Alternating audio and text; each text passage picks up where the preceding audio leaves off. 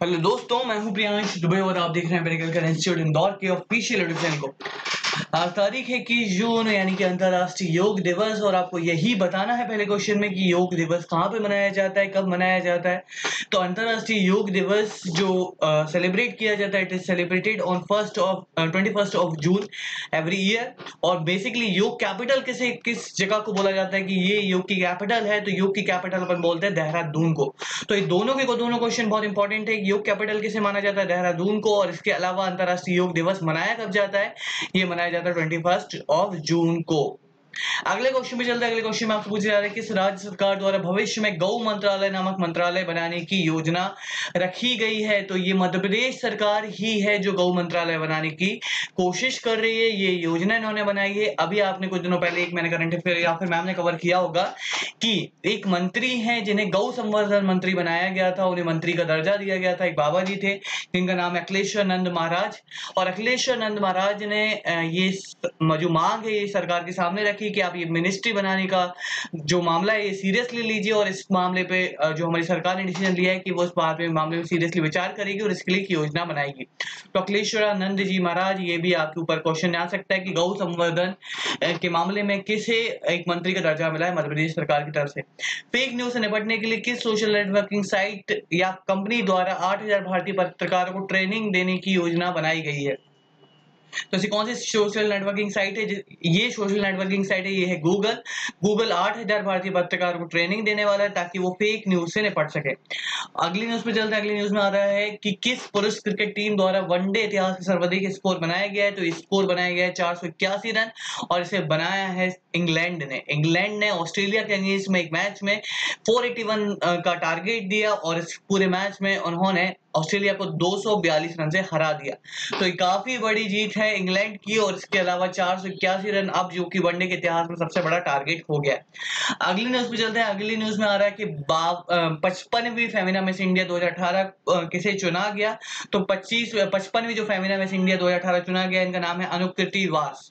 क्या नाम इनका? अनुकृति वास। इनको फेमिना मिस इंडिया चुना गया और ये कहां से बिलोंग करती है? तमिलनाडु को बिलोंग करती हैं। और इससे पहले अगर 2017 की बात करी जाए तो 2017 में अगर देखा जाए तो इंडिया को मिस वर्ल्ड का खिताब भी मिला था। मिस वर्ल्ड का खिताब किसने जीता 2017 में? ये जीता था मानुषी चिल्लर ने। किसने जीता था? मानुषी चिल्लर ने। अगली न्यूज पे चलते हैं। अमेरिका द्वारा संयुक्त राष्ट्र संघ की किस संस्थान को छोड़ने का ऐलान किया गया है? तो अमेरिका ने यूएनएचआरसी यानी कि यूएन का जो एचआरसी मिनिस्ट्री एचआरसी यानी कि ह्यूमन राइट डिपार्टमेंट होता है, इसको छोड़ने का निर्णय लिया है। तो अब America will no longer be a part of UNHRC. America ने आरोप लगाया है कि यूएनएचआरसी भेदभाव करता है और इसी रीजन के कारण अमेरिका उसे छोड़ने वाला है।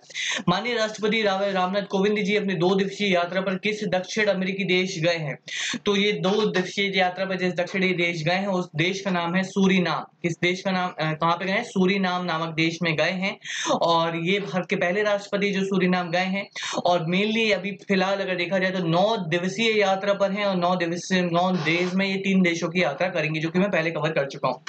अगली न्यूज पे चलते हैं। अगली न्यूज में आपसे पूछा जा रहा है कि डिजिटल पेमेंट कंपनी पेटीएम ने अपना सलाहकार किसे नियुक्त किया है? तो पेटीएम ने जो अपना सलाहकार नियुक्त किया है, इनका नाम है आर गांधी को पेटीएम ने अपना सलाहकार नियुक्त किया है। और 2014 से लेकर 2017 तक के आर गांधी वहां पे डिप्टी गवर्नर थे और इन्होंने अपना सलाहकार नियुक्त किया है। अगली न्यूज पे चलते हैं। हाल ही में किस भारतीय राज्य में राज्यपाल शासन लगाया गया? तो राज्यपाल शासन लगाया है जम्मू एंड कश्मीर में। जम्मू एंड कश्मीर में बीजेपी एंड पीडीपी का कोएलिशन था और बीजेपी एंड पीडीपी का कोएलिशन टूट गया। इसके बाद अब जम्मू कश्मीर में जो मुख्यमंत्री जी महबूबा मुफ्ती, उन्होंने इस्तीफा दे दिया और अब जम्मू कश्मीर में राष्ट्रपति शासन लग गया है। और मेनली ये कंसिडर इसलिए किया जा रहा है क्योंकि वहां पे आर्मी से रिलेटेड एक्टिविटीज बहुत ज्यादा बढ़ गई थी और जो केंद्र सरकार है खुल के कोई कदम नहीं उठा पा रही थी, इसलिए उन्होंने अपना वहां से कोएलिशन तोड़ दिया है और अब आर्मी को फ्री हैंड दे दिया गया है, ऐसा बोला जा रहा है। अगली न्यूज पे चलते हैं। अगली न्यूज आ रही है एनएचपी यानी नेशनल हेल्थ प्रोफाइल 2018 की रिपोर्ट के मुताबिक भारत में कितनी जनसंख्या पर एक सरकारी एलोपैथिक डॉक्टर है? तो कितनी जनसंख्या पर एक सरकारी एलोपैथिक डॉक्टर है? अगर इस रिपोर्ट का भरोसा किया जाए तो 11,082 लोगों पर अपने एक डॉक्टर उपलब्ध है जो कि एलोपैथी में डील करता है, यानी कि 11,082 में एक डॉक्टर। और अगर बिहार जैसे स्टेट की बात कर जाए तो बिहार में 28,391 लोगों पर एक डॉक्टर अवेलेबल है और दिल्ली में 2,203 लोगों पर एक डॉक्टर अवेलेबल है। तो ओवरऑल ये काफी क्रिटिकल कंडीशन है, इंडिया को डॉक्टर प्रोड्यूस करना चाहिए। चलते 13वें क्वेश्चन पे। इस क्वेश्चन में आपसे पूछा जा रहा है कि मेनली किस राज्य सरकार द्वारा स्कूलों में पढ़ रहे छात्रों को हर 6 महीने पर 3 साल तक पेड़ लगाने के लिए 50 रुपए देगी। तो ये जो डिसीजन लिया है, ये लिया है हरियाणा सरकार ने। हरियाणा सरकार जो है एनवायरमेंट फ्रेंडली बहुत सारे काम कर रही है और इसी के चलते इन्होंने ये डिसीजन लिया है कि अब अगर ये 6 महीने से लेकर 3 साल तक अगर पेड़ लगाएंगे तो इनको 50 रुपए मिलेंगे।